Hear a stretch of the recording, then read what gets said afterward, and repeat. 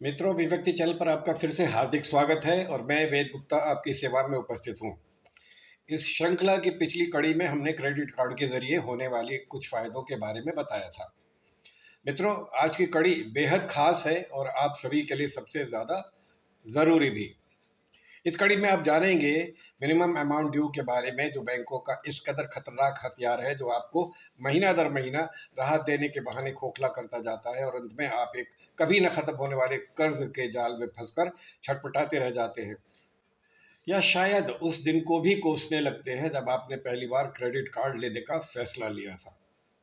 तो चलिए इस कड़ी को शुरू करते हैं, परंतु इसके पहले आपसे आग्रह है कि आप चैनल को सब्सक्राइब अवश्य कर लें और नोटिफिकेशन के बेल आइकॉन को भी ऑन कर लें, ताकि इस सीरीज की एक भी वीडियो आपसे मिस ना हो जाए। मित्रों, जब आपके क्रेडिट कार्ड का मासिक बिल जनरेट होता है तो उसमें फुल आउटस्टैंडिंग अमाउंट के बगल में मिनिमम अमाउंट ड्यू का कॉलम भी होता है, जिसमें फुल आउटस्टैंडिंग अमाउंट की 5% या कुछ कम ज़्यादा राशि दर्शाई होती है। मिनिमम अमाउंट ड्यू का अर्थ होता है यदि आप पूरा बिल न चुका पाए तो इतनी राशि भी चुका सकते हैं।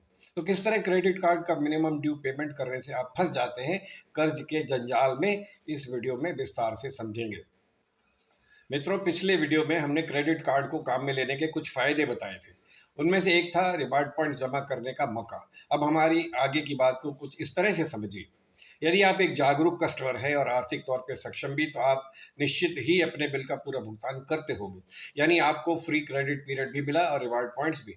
और बैंक ने आपसे क्या कमाया? शून्य या जीरो।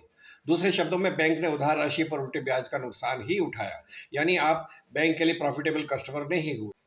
हर महीने साल दर साल आप ऐसे ही कर रहे हैं, तो बैंक कैसे आपको ये सुविधा दे पा रहा है? तो चलिए इसकी उलट दूसरी तस्वीर भी देख लेते हैं। आज के समय में आपकी इनकम भले ही निश्चित हो या ये कहिए कि सीमित हो, लेकिन आपको पेमेंट करने के ढेरों विकल्प मिल जाएंगे। सीमित इनकम और बड़ी ख्वाहिशों के इसी अंतर को खत्म करता है क्रेडिट कार्ड। आपको भले ही कोई लाख समझाए, लेकिन जब किसी महंगी चीज़ पर आपका दिल आ जाता है तो क्रेडिट कार्ड आपकी ख्वाहिश पूरी करने के काम आता है। खर्च करते वक्त हम शायद भूल जाते हैं कि इसका बिल भी आएगा और आपको इसका भुगतान भी करना होगा। क्रेडिट कार्ड कंपनियां आपके दिल, दिमाग और जेब की दूरी को अच्छी तरह से समझती हैं। यही कारण है कि ये कंपनियां आपको एक सहूलियत देती हैं जिसे वे मिनिमम अमाउंट ड्यू कहती हैं। बिल में आपको लुभाता है मिनिमम ड्यू। यदि आप अपने क्रेडिट कार्ड बिल को ध्यान से देखें तो इसमें आपको बिल अमाउंट की पूरी राशि दिखेगी। साथ ही अगले खाने में मिनिमम अमाउंट ड्यू की राशि का ऑप्शन भी दिखेगा। इसका अर्थ होता है कि यदि आप पूरा बिल न चुका पाए तो इतनी राशि भी चुका सकते हैं। मिनिमम ड्यू पे करके न लीजिए चैन की सांस। किसी महीने के बिल में यदि आप मिनिमम ड्यू का भुगतान करते हैं तो इसे काफ़ी नहीं मानना चाहिए। इसका कतई ये मतलब नहीं है कि आपको क्रेडिट कार्ड के बिल से छुट्टी मिल गई है। यह एक तरह से कर्ज का जंजाल है। कंपनी हर महीने आपसे मिनिमम ड्यू के नाम पर जो पैसे लेती है वह मुख्यतः सिर्फ ब्याज, टैक्सेस और अन्य चार्जेस में खप जाता है। आपका ओरिजिनल अमाउंट लगभग जस का तस रहता है। तो क्या भला है minimum due? Minimum amount due दरअसल आपके कुल बिल का एक भाग होता है। इससे आपको credit card late payment fees जैसी अतिरिक्त पेनल्टी से राहत तो मिल जाती है, लेकिन आपको पूरे बिल पर लगभग 3 से 4% प्रति माह की दर से चार्ज देना पड़ता है। इस हिसाब से आप सालाना करीब 40 से 50% ब्याज देंगे। वह भी उस दिन से देना होगा जिस दिन आपने खरीदारी की है। मिनिमम अमाउंट ड्यू का कैलकुलेशन: आमतौर पर मिनिमम अमाउंट ड्यू आपकी कुल आउटस्टैंडिंग का 5% होता है, लेकिन यह राशि अलग अलग बैंक के क्रेडिट कार्ड में अलग अलग हो सकती है। यदि आपके क्रेडिट कार्ड बिल में टोटल आउटस्टैंडिंग की राशि ज़्यादा होगी तो यह उस राशि के 5% से कम भी हो सकता है। यदि कुल बिल की राशि कम होगी तो यह 5% के आसपास भी हो सकता है। क्या इससे कोई नुकसान है? जी हाँ।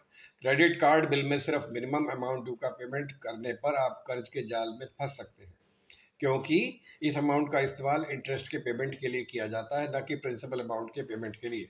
इंटरेस्ट तब तक लिया जाता रहेगा जब तक आप पूरी तरह से अपना ड्यू क्लियर नहीं कर देते हैं। वहीं आपको 50% तक ब्याज चुकाना पड़ता है। मित्रों, इसे आप स्वयं के प्रति आर्थिक अपराध की श्रेणी में भी मान सकते हैं। और एक दिन आपके कार्ड की क्रेडिट लिमिट भी क्रॉस हो जाएगी और बैंक आपको ओवर लिमिट पेनल्टी भी डेबिट करने लगेगा। ये भी हर महीने चलता रहेगा जब तक आप अपने ड्यूज का एक बड़ा हिस्सा जमा करा के आउटस्टैंडिंग को काफ़ी नीचे नहीं ले आते। सिबिल रिपोर्ट होती है खराब। अक्सर बैंक आपको कहते हैं कि मिनिमम अमाउंट ड्यू चुकाने पर सिबिल स्कोर खराब नहीं होता है, लेकिन विशेषज्ञों का कहना है कि जब आपके कर्ज की रकम घटने के बजाय बनी रहेगी या बढ़ती रहेगी तो फिर सिबिल स्कोर तो खराब होना तय है। यही नहीं, बैंक आपकी पहचान ऐसे ग्राहक के रूप में करेगा जिनके पास लिक्विडिटी या नकदी की कमी है। हो सकता है कि ऐसा ग्राहक आने वाले दिनों में कर्ज के भंवरजाल में फंसता चला जाए। तो अगर आप कोई अन्य प्रकार का लोन लेना चाह रहे हैं, जैसे कि housing loan, car loan, education loan, शादी ब्याह के लिए लोन, होम रेनोवेशन लोन या फिर पर्सनल लोन, तो बैंक आपको एक ऐसा कस्टमर मानकर वो शर्तें रखेगा जो सामान्य से ज़्यादा भारी भरकम हो। या हो सकता है कि बैंक आपको लोन देना ही ना चाहे। लिहाजा अगर क्रेडिट कार्ड काम में लेते हैं या लेने के बारे में सोच रहे हैं तो कृपया अपने व परिवार के हितों की अनदेखी न करें। उतना ही खर्च करें जो आप अपने निजी साधनों से बिल की पूरी राशि हर बार चुका सकें। क्रेडिट कार्ड संबंधित और भी आवश्यकता और लेटेस्ट जानकारी के लिए और इस मायाजाल का शिकार होने से बचाने वाले टिप्स के लिए देखते रहिए ये 7 किस्तों वाली वीडियो सीरीज केवल अभिव्यक्ति चैनल पर। जिन दर्शकों से इस सीरीज के पिछले वीडियोस छूट गए हैं, उनकी सुविधा के लिए नीचे डिस्क्रिप्शन बॉक्स में उनके लिंक्स दिए गए हैं। जो भी कड़ी आप देखना चाहें उसके लिंक पर टैप करके उसे देख सकते हैं। मित्रों, इस सीरीज के अंतिम वीडियो में आप जानेंगे वो समझदारी वाले तरीके जो आपको इनके मायाजाल में फंसने से बचने में भरपूर मददगार होंगे। मित्रों, पूरा वीडियो देखने के लिए धन्यवाद। अगले एपिसोड में फिर से मुलाकात होगी। तब तक के लिए नमस्कार। और हाँ, अपना पूरा ध्यान रखिएगा।